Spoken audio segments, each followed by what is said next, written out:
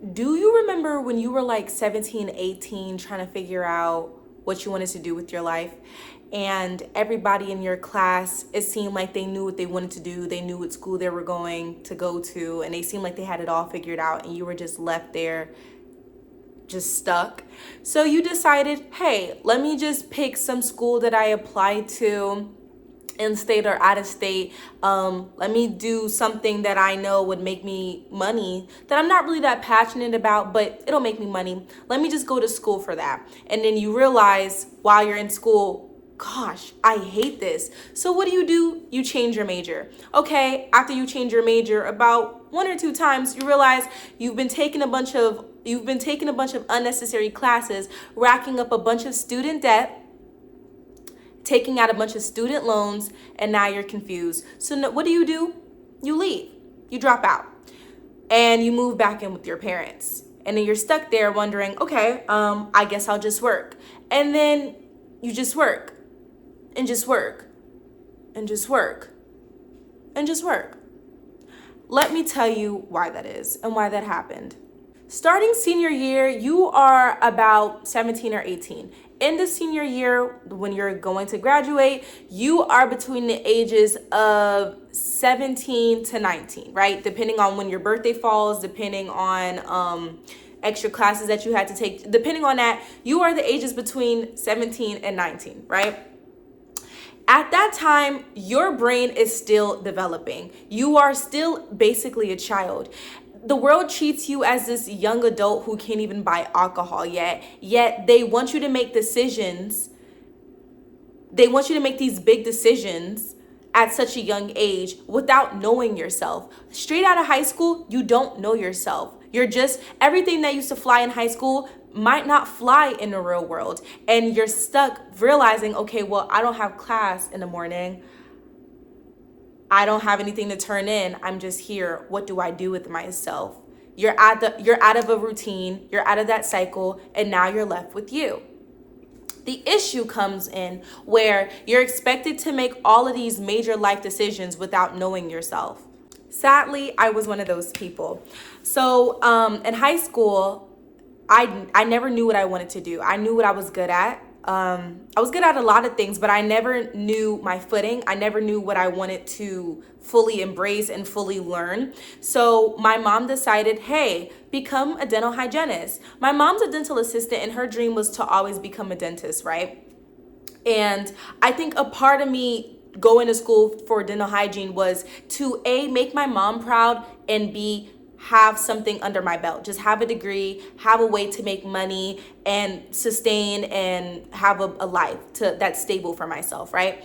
And I was 18 when I graduated high school, and I was in college. I was at my local community college. Now I'm in college and I'm failing my classes. I've never failed a class before, except COVID, if COVID even counts. But I've never failed in-person classes before. I've never been one to underachieve. So when I noticed that I was failing, it really hurt my ego, and it hurt me so bad to the point where I felt like a failure. And then I decided, okay, well, while I'm waiting to start school again, let me just decide to be a dental assistant, right? So I was shadowing after my mom at her place, not at her job. And I remember it vividly. I remember we were cleaning helping the hygienist clean someone's teeth, and we were asking all these questions, and I just remember freaking out. Soon as the man opened his mouth and we were working, and all the chemical smells, everything just freaked me out so bad. And I said, "Excuse me," and I ran all the way to the bathroom and I cried. I cried, and I sat in the bathroom. I didn't even turn the light on. I just cried for 5 minutes because I was like, I can't do this. This is not for me. And you know what I did after that? I kept forcing it. So I enrolled in new classes. And I was like, I just got to get this degree. I just have to do something with myself. I have to do something with my life. And I tried to stick it through, and I failed again. So I took a pause. I racked up some debt. I did rack up some debt, and I took a pause, and I was like, you know what? Let me chill out for a second. let me clear this debt off, figure myself out. And I'm 20 now. At that time, this is the ages between 19. So this whole 19, I had a year. And I was like, you know what? Let me calm my ass down. Let me sit down and figure out who LaShare is. So within that, I moved out of my mom's house. I got a new job. I started YouTube, of course. I started performing at a open mics for my music, because music is something that I've always wanted to do. I make music, I write. I started performing. I started really indulging with my art, and I started fully coming into now, I wouldn't say I'm fully into myself, but I started coming into myself rather than hearing what people said about me or their descriptions of me. I started asking, well, who is LaShare? What does LaShare like? What makes Share happy? What can LaShare see herself doing? Not, oh, I could become a doctor, make a lot of money, and yeah, that didn't do much for me. If anything, my heart didn't light up with that idea. What actually lit up for me was talking. I love to talk. I love to communicate. I love to express myself. I love getting my point across. I love sharing my ideas. And I was like, okay, what's a route I can take to help me do that, to do something that I love? Communications. There are a bunch of different job opportunities and different paths in communications. Communications isn't just talking. Like a lot of people think it is, but it's not. So there was so many different routes I could take, and I was confused. I was like, okay, well, I know what I want to major in, but I'm confused because what job can I get? What's a stable job that I can get? Because me, I'm all about, yes, I need to be able to express myself. Yes, I need to be able to step out of my comfort zone, but I also need to have a stable life, a stable career, something that I can rely on and something that I can build, okay? There are so many different career paths out there, but I know me. I know me and I know what I like. And I like to know what I'm going to be making, and I like predictability, all right? I like predictability. I'm not going to lie. It lets me know I have some form of control in my life when I can predict what's going to happen. Okay, maybe a flaw, maybe a little toxic trait, but that's me. That's LaShare. Anyways, within that, I was like, okay, now I know what I want to major in. I'm confused. So as the balance of my debt goes down and I re-enroll in school for communications, and I'm like, okay, well, now I have to figure out, like, all right, I'm in this major, but like, what step do I want to take? Do I want to be a news broadcaster? Do I want to be on some type of sports channel? Do I want to make YouTube a permanent job for me? Like something that's like, yeah, this is just what I do. Like I'm a YouTuber. This is how I make my money. Do I want to this? Do I want to that? I started getting confused again. And I was like, okay, well, before my classes actually start, let me just continue asking myself questions, continue doing the things that I like to do. And then it hit me, teaching. I love to teach. I have one of those spirits where it's like younger people naturally gravitate towards me, especially like the younger generation. They seem more receptive to me. They seem to listen to me more. When I speak, they value what I say, but they're listening. They actually sit down and listen. And I was like, okay, well, that's a skill. Not everybody has that skill. That's a skill that I have. I can get people to listen. And then I was like, okay, now what's a way to get people to listen? I can start teaching.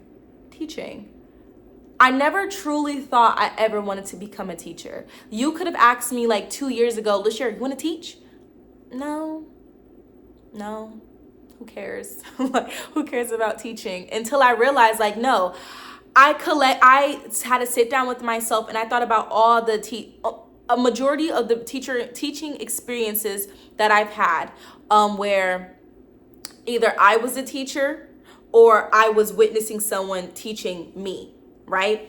And I was thinking about what I could have done better, what I could do for the lesson plan, how I would move if I was teaching and stuff like that. And I realized that's something I can genuinely see me doing, something I can genuinely see me content with my life about. So I was like, okay, well, that's the route to take. And I think more young children, well, not young children, young adults, like the 18 to 22, I think more young adults should take gap years.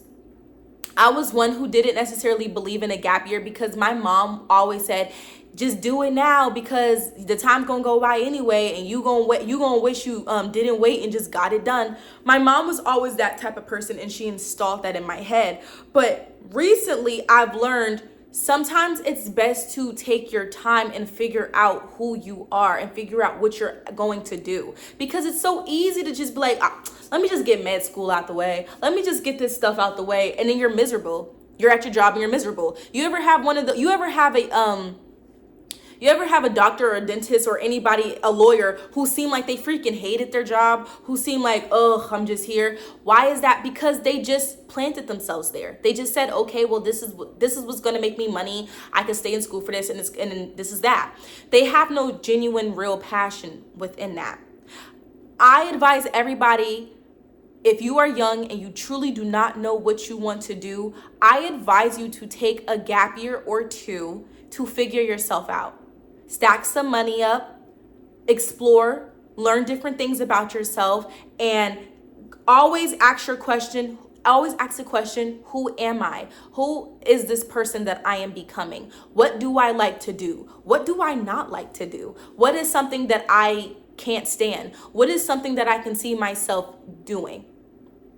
I think that's the better questions to ask yourself, rather than what's going to make me the most money. And another thing that I wanted to explain to people is that life isn't just one pit stop. You can always change. We are humans. We are always evolving, right? Change is inevitable. Change is one of those things that you're just going to have to get used to, because you're never going to be the exact same person you were 5 years ago. It's just impossible.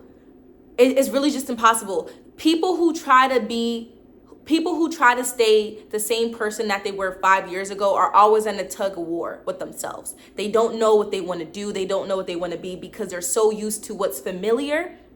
They're so used to what used to work. And when it's not working anymore, they're thinking, let me just keep doing the same thing. And what's doing the same thing, expecting different results, that's called insanity. People who do not allow themselves to change and are stuck in the same cycles are insane.